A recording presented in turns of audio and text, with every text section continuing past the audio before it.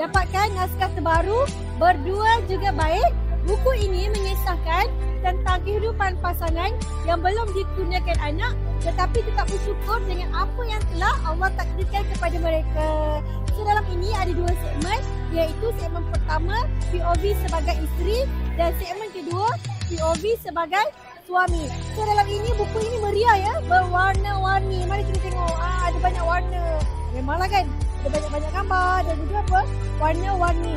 So insyaAllah buku ini berbaloi bukan sahaja perlu dibaca oleh mereka yang belum dikurniakan zuriat, tetapi juga kepada mereka yang mempunyai anak untuk menambahkan lagi rasa syukur kerana telah dikurniakan zuriat dan juga untuk memberi kefahaman kepada masyarakat tentang makna takdir yang telah diaturkan oleh Allah.